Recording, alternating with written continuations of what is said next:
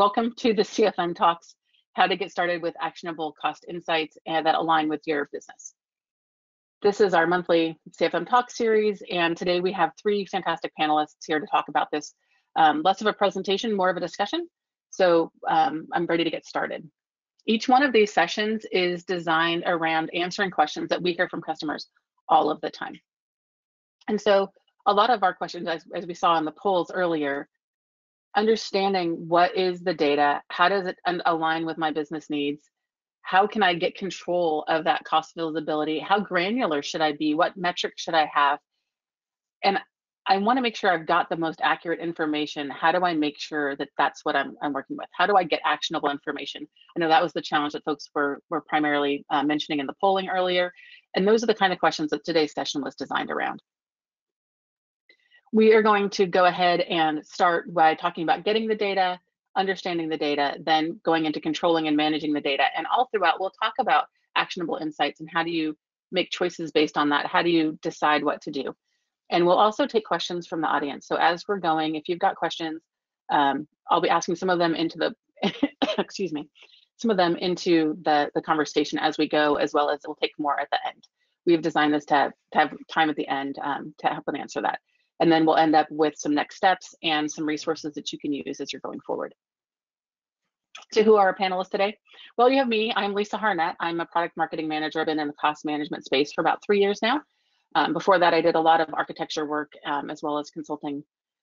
We also have Bryce Dickens with us here today. He is a senior financial architect. He's actually on the same team with Steph. They both focus on helping customers who are optimizing their spend. He came from owning applications as well as cost information at a large oil and gas company. Steph Gooch, if you haven't already seen her, is one of our hosts of the Keys to Optimization on Twitch, a weekly series on Thursdays. And before that, she was also a consultant at KPMG focusing around this. And then Danny Lee is a product leader. He is currently focused on Cost Explorer and visualizing data. But he's been a product manager with AWS for multiple years now. I think he's got his orange badge now. He's hit his 5-year mark. So that's who we've got here with us today. And we're going to go ahead and get started. Thank you guys all for being here. So for today, I'm going to start with Bryce for answering this question first. But for the data sources that AWS makes available to customers to view and collect their usage, which ones should our customers focus on and in what order? Like, where should they start and what are the things that they should have in place? Yeah, so thank you for the invite. Appreciate being able to be here with everyone today. What I'd say is there's a natural progression that we see with our customer sets from the smaller customers, even all the way up to the largest enterprise customers. We see them always start, and what we encourage them to start with is with Cost Explorer. It's a native free tool that's there, and even from the survey responses that we saw at the beginning of this presentation, is that even for the most mature customers, there's still going to be a natural use of Cost Explorer. So we encourage you to start there, get familiar with all the different options, the group by function, the filtering, the amortized versus unblended costs, because there's a lot of dexterity that tool offers that you're going to find that even when you advance to using the CUR file, the cost and usage report, even the data that's there, you're going to go back into Cost Explorer to try to visualize that data that you're seeing there. So I'd say go ahead, start with Cost Explorer, get your feet wet with that, make sure that you get the permissioning right, generate some early reports that you can continually go back and fall on to help establish a lot of your early practices. Yeah, just like what Bryce mentioned, one of the values that Cost Explorer provides is that it's really easy to get started. If you don't have to set anything or deploy any infrastructure to get started. You can just navigate to Cost Explorer to enable it, and the data will be made available usually within 24 hours or so.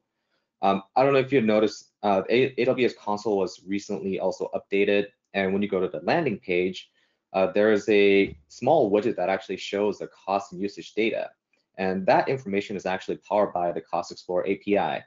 You can click on the widget to go straight to Cost Explorer, and when you get to Cost Explorer, you're going to be presented with a few things. Just like what Bryce mentioned, these include the graph for visualization, filters, and the report table. The graph is there to visualize spend and help understand your spending trends. And the filter is there to help you analyze the data granular level. And finally, the report table is there for those who would like to see the list and all the breakdown on the numbers shown in the visualization as well. And customers usually use this tool to help answer questions like, where am I spending the most money? Or is there any anomaly in my spend? And how are my discounts and credits applied to my spend? Now, if you are a little bit more sophisticated customer and who would like to take ownership of the AWS cost and usage data and analyze it using your own tools, you can also choose to use AWS cost and usage report. It's our most comprehensive report that shows your cost and usage at the lowest level of granularity, which includes hourly level data and resource level granularity. But to take full advantage of it, you're actually going to want to load the data into Query Engine and a BI tool to basically visualize that data to however you like it. Yep. And that's sometimes where the third-party tools come in. They'll do some of that for you using that cost and usage data. So we're going to kick off to Steph next. So we've got an idea of what tooling we're supposed to use. What is the best way to get accurate cost and usage data across all of the AWS workloads? Yeah, so like the guy said, starting off with your cost and use report is a really important place to kind of get the foundation right.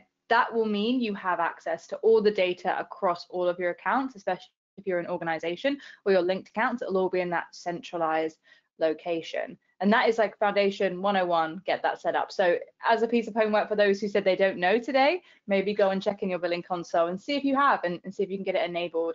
And we'll be sharing some links at the end to some well-architected labs that will help you get that set up in a really good way, just as a reminder.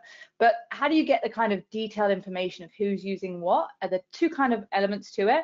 First of all, there's resource tagging. So probably heard of it, tags that you can just apply to your resources across the board and provide information about who is using what. And that can be very useful if you have small workloads and you want to know which accounts are which resources are different environments and things like that, or who owns things. But when you get larger and larger, that sometimes gets harder to manage.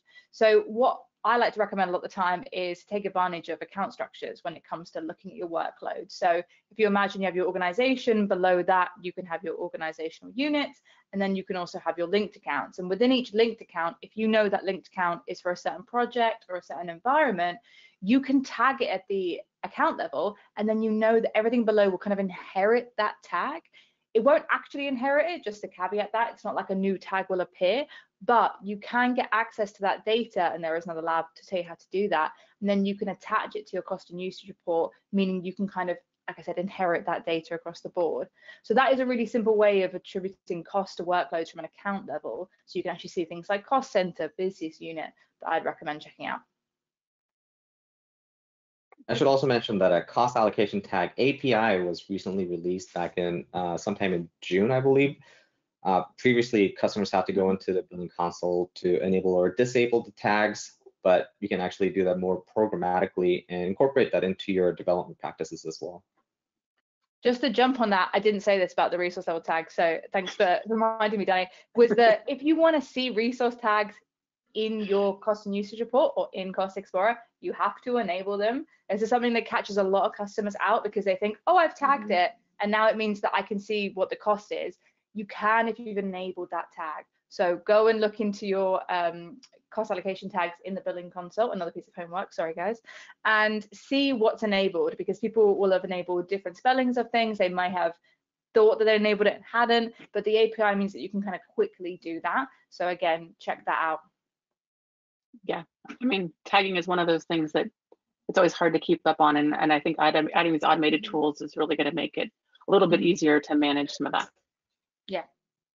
Something I'll mention as well is it's another key point that when you're establishing the cost and usage report as well as the different tags, you want to do that as early as you possibly can, because there's no retroactive tagging, there's no retroactive data capture when you enable the cost and usage report. It's only from that point forward that it will actually start recording information. So, you know, for your cost and usage report, that's one of the earliest things, like Steph mentioned. It's one of the earliest things that you want to go ahead and get enabled, because your future self will definitely thank your past self for doing that. Yeah, I definitely agree. And thinking about, you can always add extra tags and turn them off later, but if you didn't have them from the beginning, it's much harder. And even just having that value set there, whether or not you've actually put all the values into it, but having that option to do that tag makes your life easier. So moving on to our next question, Bryce, we'll go back to you here. So what are some of those initial areas to get visibility under control first? We just talked about the tagging. That's right. But that's very important for getting that visibility. But what else do you think about? Yeah, and this is where we see that first labor of love that you've started in enabling the cost usage report, going in and getting familiarity with Cost Explorer and enabling some first tags. This is where you see the first fruits of your labor start to come to fruition. What we mean by that is you want to start understanding the macro trends of your portfolio. Is your cost increasing, decreasing? Can your cost be mapped to a certain piece of the portfolio? Is this related to a project? What are the top services that are out there? And the reason why we want to start at this macro level of understanding is you want to make sure, one, that you're encompassing a view that aligns with expectations. Let's say when you came to AWS, it was with the idea that everything was going to be modern, everything was going to be part of capturing every bit of value that the cloud offers in terms of dexterity and turning on and turning off resources. But if you're noticing in the data, at least at a macro level, that that's not necessarily lining up, that's where you get your first semblance of, hey, now we know where we need to start digging. Now we know where we need to start taking a look at our portfolio in order to address maybe some of the concerns that aren't aligning with what we'd expected. A lot of our customers can very quickly get down into a rabbit hole very, very quickly with a very specific niche issue. And so what we try to encourage them is make sure you've got everything under control first. Make sure you have an understanding broadly about what's going on in your portfolio and broadly what services you're consuming to make sure that it's still in step with maybe even that IT strategy that was outlined in the first place. Steph, do you have anything to add there? Yeah, sure. So initially, so we got that cursor out. We're going to keep mentioning that, I think, from the start. But a big thing is to make sure you get data in front of people and to get that visibility in the first place. So Cost Explorer, always great. We do offer some well-architected labs. Again, I'll keep harping on about those, which is the Kudos dashboards. And they are a pre-made set of dashboards in AWS QuickSight. So your data's in that S3 bucket that's already been set up, and we basically read from there. And really quickly, using Athena, using QuickSight, it'll allow us to visualize your costs in a way that's very digestible. I don't know if anyone out there, I think it's a raise hand function we got into this today, but to say, like, have you looked at your cost and usage report? It is very hard when you first start. And I understand that. I remember when I first started it, our manager, Alex, tells a story when she printed it out when she first started to try and understand. It didn't work well. So now we have the dashboards. And what that means is that you can deploy that in a couple of minutes once you obviously having your curve set up before. And it'll allow you to have some pre-made visuals to kind of get to grips with what's going on in your account. Simple things like looking at your compute, looking at your storage, looking at your spend kind of across the board, and allow you to play with the data. Giving it in QuickSight, you own it. So you can add your own filters. You can kind of decide who has access to what data. And that's a really powerful tool that allows you to kind of dive in, hopefully not go deep into that rabbit hole like Bryce said, but allow you to kind of have an explore and learn a bit about what's going on in your accounts, but also make sure you give that to other people. So give that to your developers, give that to your stakeholders, give it to your finance teams, allow them to look at it as well. Yeah, I mean, that's always one of the things with data is, like, until you start actually playing with it, you don't understand what you have. And the more that you look at it, the easier it is to find the other things quickly. So the more you can take that extra time to actually play around with the data, I think that's the first, that's the biggest thing, is you have to spend time with it. So moving on a little bit, so we're talking about understanding the data. What does that mean? How can I understand the data based on the grouping constructs? So I'm going to start with Danny on this one. Thinking about understanding that data, what are some of the grouping constructs that we might care about? So whether you want to manage costs centrally or in a distributed fashion where you have a shared responsibility model across various different teams, you want to be able to understand essentially who's spending how much. Just as we covered before, your tagging strategy becomes important to be able to group the data in a construct that you care about. And regardless of how your accounts are structured, the tags allow you to isolate the data within a single account or across many different accounts as well, depending on how you want those accounts to be structured. The this helps you actually group the data either at the team level or at the service level, or even something else that your organization actually cares about. Whether you want to manage costs centrally within the single governing body or distribute responsibility across many teams, you want to be able to say, how much did the service X or the team Y spend this month? Or is the spend trending upward or downward for those teams or services? Or how should I budget?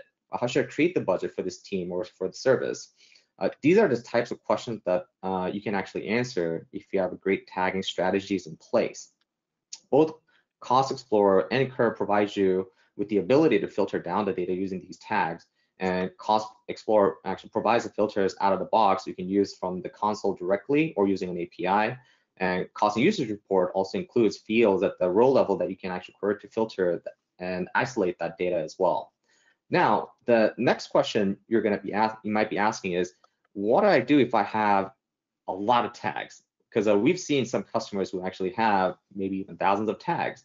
And do I have to remember all those tags I created and have to filter out all those tags each time I'm looking at the data? There's actually an easier answer, and maybe Bryce can actually talk a little bit more about that. Yeah, early when we mentioned tag early, tag often.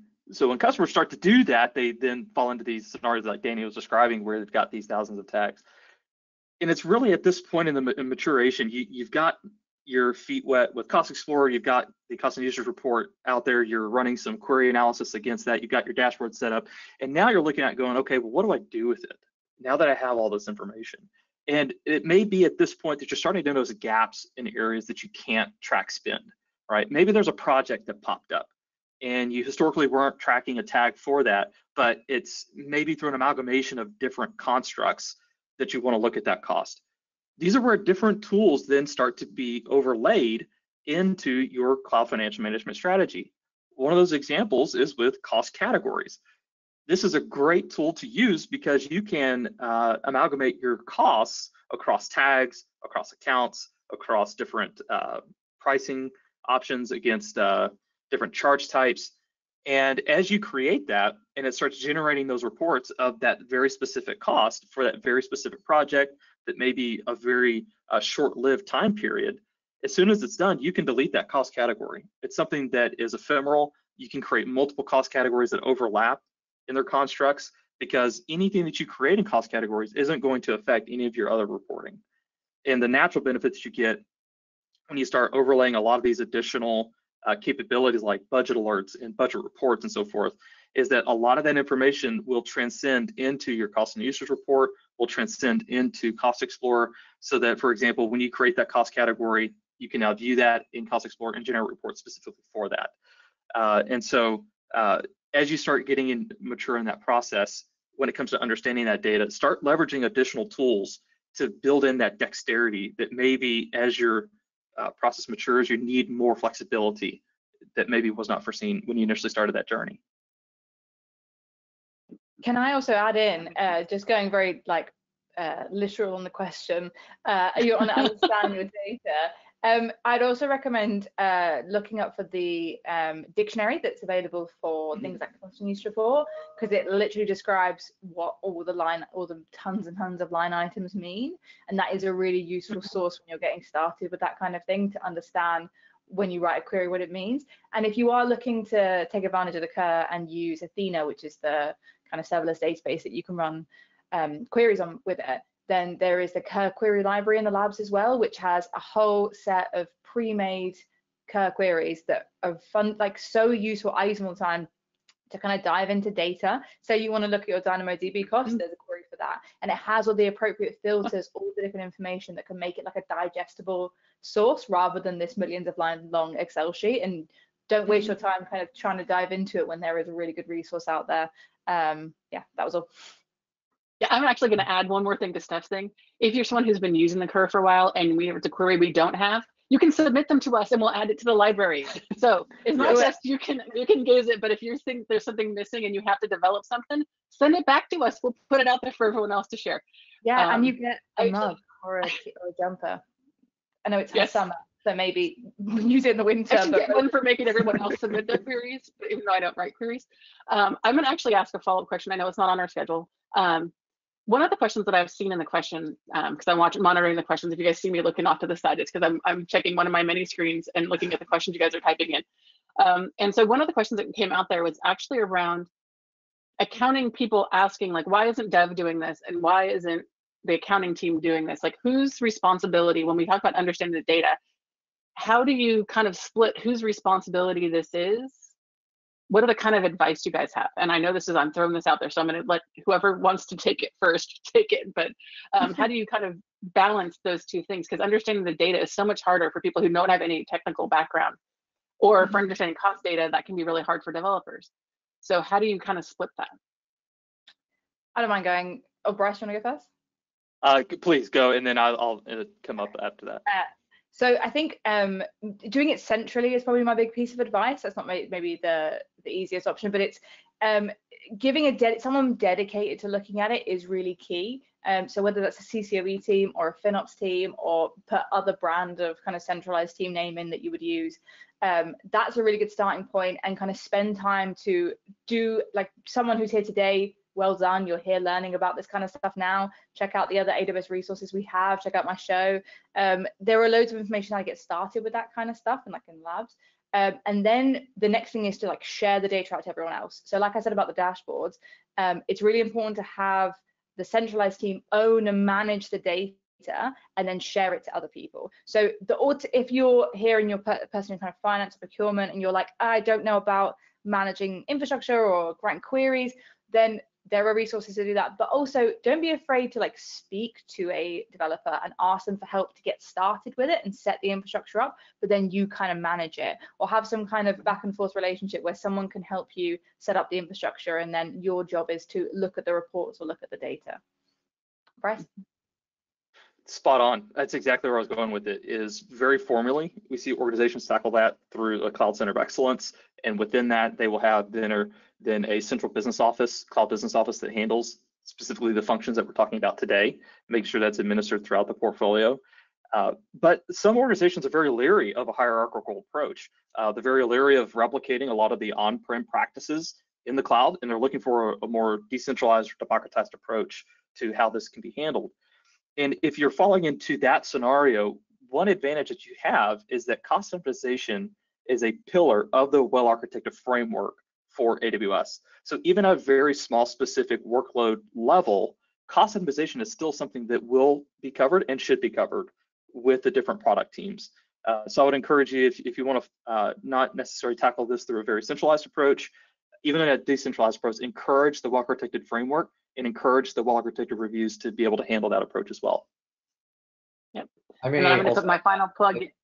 Okay, I'll let you go ahead, Dan. I was just going to say that in a decentralized framework, you really want to think about the governance and the guardrails that you want to put in place for the different teams when you're actually asking them to be responsible for their own costs. Because ultimately, in that kind of a model, what we want the developer or the technical teams to think about is looking at cost as one of the metrics that they really want to care about, right? Because when you're developing something, you often create these operational dashboards, operational metrics that you're always tracking towards for your service. Cost could actually become one of those metrics that they could actually be looking at. And you can either empower those people with the data that you get directly from the Cur, or you can also use the Cost Explorer API to present that data in front of those developers and the technical teams. So when you have that information presented to them, they become more and more cost conscious, and they start to think about how they can actually better optimize their workloads, or they can start thinking about how they can actually better surface that information to broader folks to start thinking about having that kind of a cost conscious mentality when they're actually developing new services. Yep. And I'm going to put my last plug in, which is if you're just getting started on this, we do actually have some training and certification classes. There's one that's cloud for finance. So for people who are in accounting and don't know what this means or what this could possibly mean, we've actually got a class that's out there. It's online. We can pick different modules to help you understand the cloud. And then we also have a CFM for builders, or cloud financial management for builders, that teaches you, if you're a developer, and what are the things you should be aware of from a cost optimization perspective and understanding how to understand the data. So we've got a couple of things out there as well as self-service. But let's, so getting back to our scheduled questions, is there specific things, we talked about this, we talked about good visibility just in the last thing of getting back to the teams. So whether there are different capabilities we've offered from AWS to be able to achieve that chargeback of resource consumption all the way down to the penny. But how granular is the right level? Like what's the right balance that people should be driving towards? Bryce, I'm gonna start with you. Yeah. When we see a lot of organizations first move to the cloud, they look at the capabilities that the cost and usage report offers to them, and immediately there's a moth to a flame approach of, well, we're going to charge everything back down to the penny level. The challenge that you often find is that in order to achieve that, even with something like tagging to enable that down to tagging 100% across your portfolio, the effort tends to be exponential over time. So the effort level to maintain chargeback at 70% of the portfolio, 80% of the portfolio is much lower than what you would see at 90 or even 100% down to the penny. And so what we ask customers when they start down this path is that really needed? Do you truly need down to the penny level, or is there a sense of materiality that can be applied to this to say, hey, as long as we're within plus or minus 2% of the total bill, that's enough effort that we can distribute that remaining percentage evenly across the portfolio, that it's not going to necessarily affect budgets either way, but allows us enough flexibility in the pipeline that we can still administer this process. Steph, do you have anything? Oh, you're on mute. You muted yourself. That was your meeting notification right there. Something came up. This is a really interesting question, and I was just like really thinking about my answer for this, because you can go down to the penny. I think that's the big thing with the things that we offer, right? Cost Explorer, you can go down to that penny level. The question of should we is interesting because it's like, who sees the data? And so when I was a customer, I used to do reports out to other business units to chargeback. And so I would try my hardest to get it down to the penny, but it wasn't always that accurate because we had things like conversion rates we had to deal with being in the UK. We had rounding errors because I used to round very early in the query and then realized you shouldn't do that because it does make a difference when you're dealing with a lot of money. And also, they had access to Cost Explorer. So when they were doing like for like, I thought they were like comparing, they weren't the same because we were also doing things like, okay, we're going to charge you for your savings plan usage. We're going to give you a bit of a markup because we have this enterprise team that needs to be paid for this services. So I think the question is like where you're giving your data to somebody else is part of the problem. And so I had a customer once who they took away Cost Explorer access and gave them another tool that they were using and used that instead. And that's what people use as like the source of truth. So there are a couple of different options with it. I don't think I've really got a proper point to it, but I think just think about who is seeing the data and how important is it to them that it's down to the penny. And if people are going to fight you for it because they can see Cost Explorer, explain to them where the discrepancies are, and then they understand it. People don't like getting a bill and seeing a picture and it's totally different. So as long as you explain the calculations behind it, when I was a customer and I had that conversation with this team, I remember very distinctly, they totally understood, and then they used the same workings out to just verify it was on the other end. So yeah, that's probably my advice. All right. Yeah. And I actually, one of the things I talk about is like, what do you need from an accounting perspective and what do you need from a making decisions perspective? You need to get it close enough that it's actionable to work on. I think that sometimes accounting teams get very hung up on, I need to have it all down to the penny. It needs to match up these other things. There's always a fudge factor. There's always a little bit of room of rounding. Depending on what you're doing, like the rounding will be different if you're looking at a subset of data versus the whole set, because 3 decimal points out, things are different. So there's always some wiggle room in there. So thinking about what is it actually going to be actionable, and what's going to really make a difference to folks. So talking about all of these things, so what are some of the standard KPIs or metrics that we think customers should really be focusing on? I know we had a whole discussion about this all last month, but at the highest level, thinking about identifying some of those, what are some of those KPIs that every time you talk to a customer, you think this is the one you should, if you don't have something like this, you should build this. I'm going to start with you again, Steph. So I think the easiest one we hear a lot about is unit cost, kind of usage over time. Lisa, the example, miles per hour yesterday, or kilometers per hour that other countries use, not England, FYI. So that's a good one. So unit cost, the reason why that's really good, especially for things like compute and storage, is it encapsulates a lot of information. So it has things like for compute, you can take into consideration your right sizing usage. You could look at scheduling, you could look at savings plans. And so having that set up at the start as something to track is really, really beneficial. I'd also recommend another lab.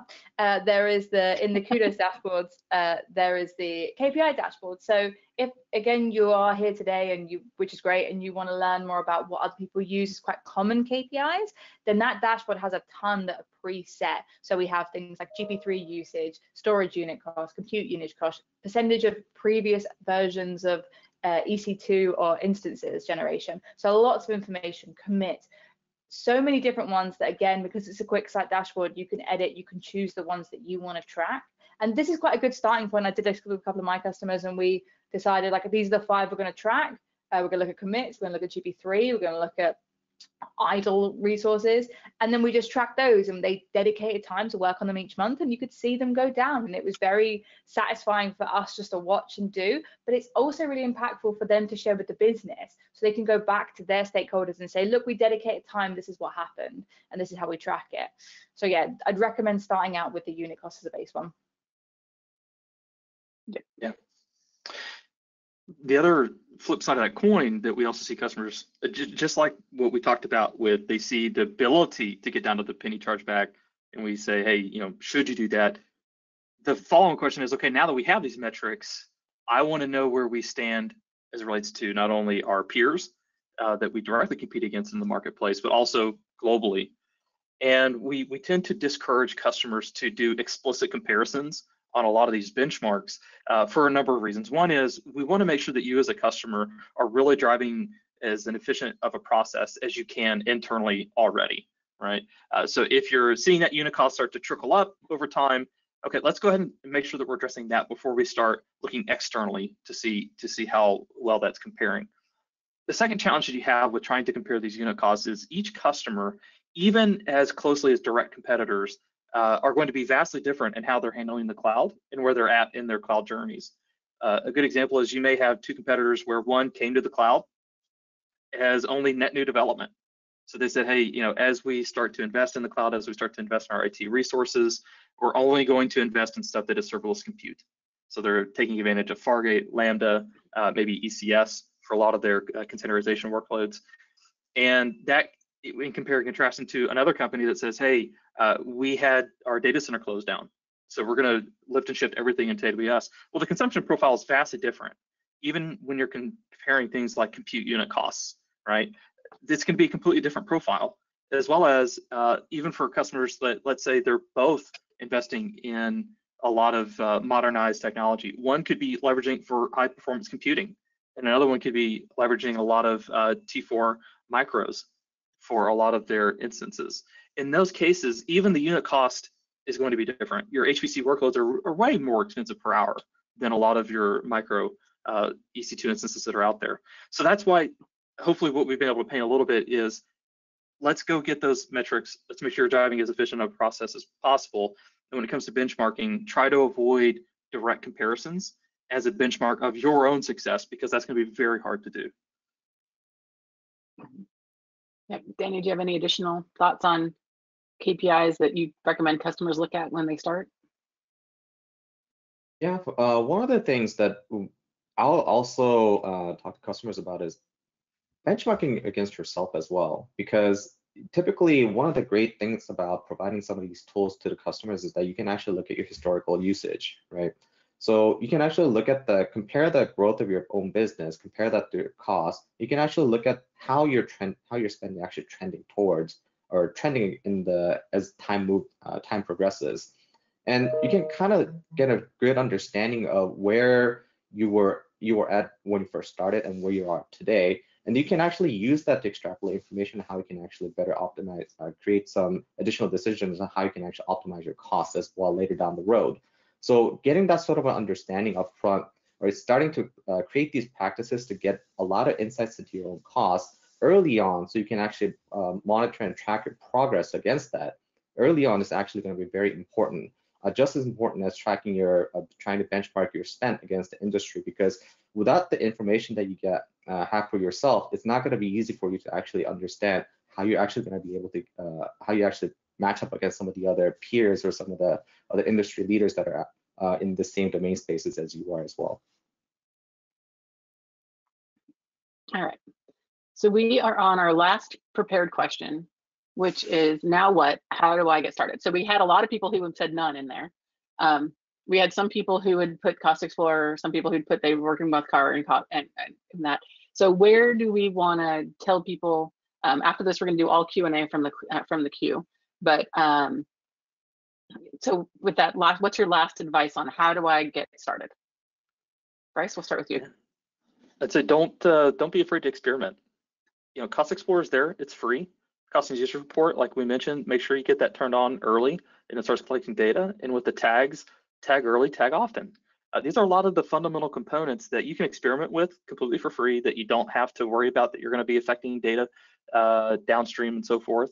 It's all ephemeral. So get out there, experiment, get those fundamental elements, because as what we also saw from some of our most experienced customers that responded to that survey early on, even for the most mature customers, you're still going to be leveraging a lot of the fundamental elements of Cost Explorer and the Cost and User Report, even if you're completely mature down the process. Let's start there. Let's get those fundamentals in place. All right, Steph? I like Bryce's tag early, tag often. I think that should be on a t-shirt. Just a side note, I guess we go swag made. So for me, I think I'll do two kind of things, a bit cheeky. Number one, get your account structure right. I briefly mentioned it earlier, but anyone who's seen me talk about chargeback will hear me and probably I've seen this triangle that I always use to describe it. Getting your account structure right so that it is easier for chargeback. So try and avoid shared resource accounts as much as you can, and use the kind of everything belongs to this kind of cost center or project is really helpful when it comes to chargeback. So just first I'll recommend that. And then automation. So I used to be a developer, and I really encourage my customers and just encourage devs that I work with to like help develop ways in which you can automate processes so you don't have to do it. If there's a process that you're doing manually every month and it's taking up a lot of time and it's causing potentially human errors, things like chargeback reporting or things like finding idle resources, don't be afraid to kind of ask the question, like, can I automate this? And then go and talk to people and kind of see if you can do that. It could be a fun project you do, or it could be something that you challenge developers to do to help them, because you don't want, if you want to speed up internal processes. So yeah, account structure and automation. All right, and Danny. I would say, so far what we talked about today are tools to help you guide you through the cost management journey. It doesn't necessarily solve all your problems on its own. So I would highly encourage you to think about what good really looks like, or what your end state of cost management actually look like. Work backwards from that state, and whether you want to manage cost centrally or create a shared responsibility model, think about how you want to create the best practices around your org to effectively report and manage your AWS cost. Because creating a strategy up front and working backwards from it end state will actually pay a great dividends in the longer term. Yeah, I highly agree. Like the idea of thinking about, I always joke about this, right? If you don't know where you're going, you're going to get lost. Or actually, how do you even know if you're lost? I suppose you don't know where you're going. It's all an adventure, right? Having that idea of what good looks like and making sure that gets out. I think that's one of the hardest things. Is that it's a team sport to do cost and usage analysis. You've got the accounting teams, you've got the development teams. And so having that communication plan, I think, is also important, making sure that when you're thinking about what good looks like, that you're getting an idea of what does good look like to different folks, because it can be very different. And it's not just implementing a solution and this is it. It's coming up with something that's right for the right people. Like we also talked earlier about, what granularity is the right granularity. So thinking about what is the right thing that's enough to make decisions. And thinking about, what's the information that you need to make decisions, but also accepting that it's going to change. Like what you developed today is going to be different than what you need a year from now. So even if you're already mid-plan, reevaluating, I think, is something that you should consider, that this is not just a set it once and forget it. It's an ongoing practice. So that's my things to think about as you're getting started. Is it's not just design for today, it's also think about the fact that life is gonna happen. The new projects are gonna happen. Projects are gonna get killed. How do you make sure that your thing is really designed to take into those things? All right, so that is. I was waiting for Steph to plug this, and it was the well-architected labs. That's another great place to start. Is start there. You know, that's a very practicable approach to take with very real deliverable results that come out of those labs. So start there too. Those are great resources. I don't feel like I've mentioned it enough. They didn't need to say it again. On my Twitch show, all I say is do the labs, do the labs. If you don't like the labs, give me feedback because I run the labs. So give me some feedback. Yeah, especially like if you're just getting started with the cost usage report. The dashboard that can be set up is so fast. And we actually have some questions about the dashboard if you've got a minute here. I know you have a minute or two. I think we have about 15. So there's a couple of questions that go back to those dashboards and visualizing the data. So one of the questions is around QuickSight and budget alarms. They use QuickSight and budget alarms to track their spending. Is there something that they can do with the CURD to do budgets, or is there some other way that they could set things up? Like how do you see budgets versus the visualization? Like what's the right answer to make sure you've got the right alarm set up, and where's the right way to set that? I mean, we've talked about it.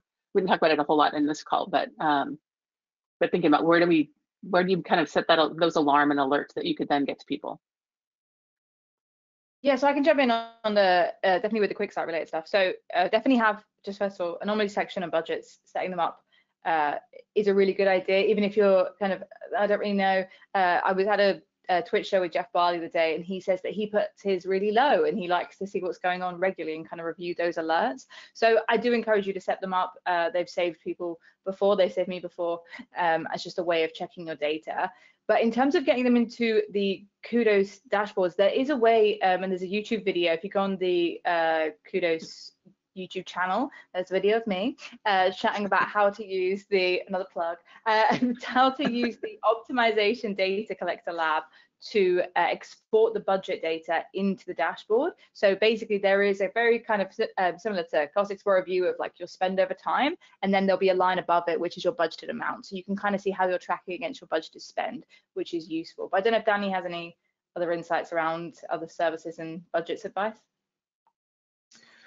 Well, so budget actions can be, so a lot of those functionalities are API driven, and I believe QuickSight does have the ability to load some of the API results that are provided in a JSON format. So I don't have a prescribed way of doing it per se, but there are mechanisms that you could potentially actually load that data into QuickSight to be able to present it to visualize it as well. Also, just to add, if anyone on the call is like, oh, I really wish this was in there and like wanted something built that they would like put into the dashboards, I'm sure our emails will be somewhere. Feel free to like get in touch. We always love feedback. Yep, there's a general CFM Talks email. You can send it to that and we'll make sure it gets to the right people. I'm one of the people who gets those emails too, so that will be easy. We had another question. We've got a pile of questions, so I'm trying to figure out which ones I want to make sure we ask in here. We haven't talked about cost anomaly detection at all. How does that fit? There was a couple questions about why data works the way it does, but just thinking about how does cost anomaly detection fit within this? When talking about visualizing your data, what is that something you should be setting up early when you're thinking about visualizing your data, or is that something you would put off? I would definitely start early, as early as you can with anomaly detection, mainly because the algorithm itself will take time to build and a sense of what is normal and what's not within your portfolio. So the earlier you can get that turned on, the better. And they also work in tandem with budgets and budget alerts. You know, if you set a threshold of a budget at, let's say, $100 for the month, you could have individual spikes that never hit above that $100 that month. That anomaly detection will actually catch and notify you, so that you can go ahead and take action well before you even get into any semblance of potentially overrunning a budget. Yeah, I echo Bryce's comment as well. Anomaly detection definitely relies on the data that you already have. So if you get that turned on, the anomaly detection will actually look through all your historical spend, look at all the trends, and it will actually call out the ones that actually really look anomalous to compared to the ones that you would actually be looking at on a regular trend level. So anomaly detection is actually a great way to catch any sort of a spend or any sort of a usage that may not be actually immediately noticeable just by looking at the cost and usage data by itself, because it could be a particular service, even if it's something that you haven't used before and there's like $100 charge that came out of nowhere.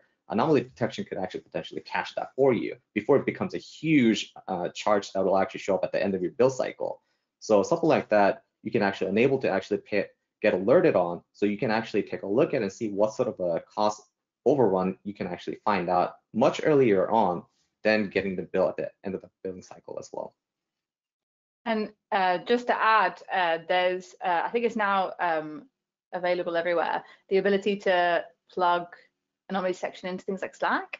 And so that, shout out to Savannah, who I just checked with, who confirmed that. And she just put a handy link in the chat. But yeah, that's like having that data, not necessarily in an email, I think is sometimes quite nice, because I feel like more and more these days emails get like abandoned and favored for things like Slack. Like I'll check I will go through all of my emails, don't worry if you email me, but the Slack kind of lives there. It's more organic. People can kind of respond, and if you can change things as it goes and take advantage of that, I'd really recommend it. Because like Danny said, you want to see this stuff, you want to kind of act on it rather than be like, oh, it's the end of the month and I've got a massive bill. It's like when you realize that your TV's been on for the last month and you've been burning energy at home. It's something like that. You want to stop it before it happens. Yep. And for the plug for Slack, the same thing is true for budgets. You can set the budgets to go into a Slack channel as well. So the budget alarms can do that as well. So you can send them to the right teams. And or I know a couple of customers who've actually implemented it into Jira so that they get sent in a ticket to the team. So I think that's what Morningstar was talking about when they came into Pure Connect a couple months ago. So those kinds of things. We have another question just about we talked about setting up account structures. So if you got a lot of management or payer accounts, what tools or how do you look at it holistically, consolidating all the data from all of the accounts? Any tips for doing that? Guys, please forgive me. It's the labs. Because can I just say, the reason why the labs is always the answer is because you're not the only person out there who has this problem, and that's why we made them, because I want to help as many customers. I'm not going to take credit for inventing them. There's somebody else invented them, Nathan did. But the reason why we keep working on them, the reason why we keep pushing new stuff out is because so many customers ask the same questions. We want to help where we can. And so one of the challenges, multi-payer account, is something that I've seen a lot of my customers have to deal with, especially if you inherit other companies or if different parts of your business start different payers up. So you can, the simplest way is to decide which is like maybe you make a new payer for this, you have a payer, and you create a dedicated cost account, I like to call it. There are a couple of different names that might be thrown around for that, but kind of a separate account that you're going to use for all of your cost information. And all you do is basically you replicate all the different CURs into one centralized bucket, and then it means that you can build things like the Kudos dashboard on top of it. That is a kind of small recommendation for it. There is, if you go into the labs, a section about how to do it. It's in the FAQs, and how to replicate it on. You will have to make things like the crawler and stuff manual, because you want to look at your entire bucket rather than individual folders. But I'm going through it with the customer now. I'm quite excited to see how it goes. And yeah, that would be my recommendation. Unfortunately, that is a challenge for things like other services. You can't do that as well. But I'd start off with pulling your CUR into one place as a good kind of starting point. I don't know if the guys have any other suggestions. I think this is where we start to see a lot of third-party tools being offered in the mix to help with this as well. So if this starts to become a challenge unique necessarily for your organization, I'd start to also evaluate some of our partner products that are out there available that also can be filtered through the marketplace in terms of purchasing to help with that from contractual and licensing perspectives as well. So I would encourage you, go ahead and start evaluating those third-party tools, because they really are designed a lot to help in those scenarios. Also from a multi-cloud perspective, because the question that natively gets asked is, how do I also incorporate costs maybe from other aspects of my IT budgets? And this is where third-party tools start to have a play as well. I mean, my last question is going to be, it was one of my favorite questions that I got in the chat, but I wanted to save it for last because it talked about, okay, I've got all this about and analyzing my costs, but how do I make sure I'm talking about the value of it? So how do I bring in the data, like by my transactions or my revenue, to show what's my impact on my business? How can I use this to show an impact on the business? Any thoughts on how to? I know it's going to be go back to the dashboard and the labs because you can bring in all the extra data. But I mean, it could also be a side of the on the side. It's not going to be in our tooling. It's going to be how do you start thinking about the value and what can we do to talk about just not just the cost all the time, but the value that's being provided. Any advice? So where I've seen organizations, so where I've seen organizations become pretty successful and adept at this process is they start linking the cost back to things that make sense in terms of the business that they're operating. A good colleague of ours, Andy, Steph will know Andy, he works with a very large automotive customer. And what they do is they put things in terms of cost to deliver a vehicle from a production standpoint. And so they can measure it in terms of cars that's being delivered on the production line. For other companies, it's in terms of headcount. You know, what is our ability to deliver IT infrastructure at a headcount perspective? Another way that you can also see customers do that is even operationally. How much quicker are we at delivering changes to production, given the amount of cost that's here? So I'd say as much as you can, try to link this back to your current IT strategy, and that's going to help you understand fundamentally if you're right track or on track from a cost perspective. I stole my Andy story. Andy's like notorious story that he did for, he lowered the cost of a car. It was like a self-driving car thing, and we always use it as the default example from optics. Yes. So yeah, it's great. Great call to like put it back to things that are relevant. I think it's really cool. I remember when I was presenting on cost, I put it in terms of how much a first edition Harry Potter was, but that's what I care about. So maybe not good for everyone out there. I think also, so one other thing is maybe looking at sustainability concepts. So can you, rather than talk it in terms of how you're impacting your costs, because sometimes people don't necessarily care as much about cost, maybe try and, I know this isn't really answering the question, but kind of look at it from like a sustainability point of view, how efficient you're being in terms of like idle resources and waste. And then also, like Bryce said, when you do things like looking at it per kind of something, it does make it a more tangible thing, especially for the non-technical people out there. So if you're talking in terms of per product, per service, when we did things like chargeback for some of the applications we ran when I was at KPMG, we were looking at like per jury user, we were like charging back for that kind of stuff. And so you can often get this information from the applications you're running, and kind of diving into that and extracting it. Me and Bryce wrote a part of the lab and also a Git repo about doing container chargeback that was like per task level. I say that looking at Bryce like that's right, isn't it? Because he's yeah, that's right. And so you can kind of go to that nitty gritty. But I think kind of, yeah, deciding on what kind of like what Danny said, what good looks like for you is a good way of angling it to see how well you're doing over time. Danny, anything to add? This will be our closing. I suppose we can end with our closing advice, because this will be the end of our Q&A, and then I'm just going to go into resources a little bit and we'll close out. So I'll go to your last advice, your closing remarks. What advice would you give as your final statement, Danny? I would say cost is a very important aspect for any businesses out there, and it's one of the major factors in a lot of the business consider to be able to scale, right? You got to be able to understand how much you're spending. You got to be able to understand how efficient you can be and how you can actually optimize. So to be able to get to that point, you have to be able to understand and be able to analyze the cost structure at various different construct levels that the organization really cares about. So again, going back to what I said previously, really think about how you want to actually manage the cost. Because to be able to actually say, why do I really care about the cost? You got to think about how the cost actually affects your business as a whole, right? Because AWS is just one of the aspects of the cost that your business is actually going to be managing. And it's, for a lot of the customers, it could be a big chunk of the cost. So you can't just ignore the fact that, you know, AWS, this is how much we're spending on AWS, but we don't really know what's actually going into that cost. So to be able to get that kind of an insight, you have to think about how you can actually structure the cost in a manner that your business can actually understand and be able to report that up to the chain that say that this is how much we actually spent because X, Y, and Z. And just like what Steph and Bryce mentioned over there, to be able to answer and provide information like this is how much it costs for us to deliver a vehicle or to build a vehicle. That's a very important unit metric that the business can actually say, we can actually do X, Y, and Z to save X dollar or X cents to deliver this vehicle. That's a very powerful statement that you can actually make to the business and say that this is why cost management is very important to us. I know Steph's fighting word is do the labs.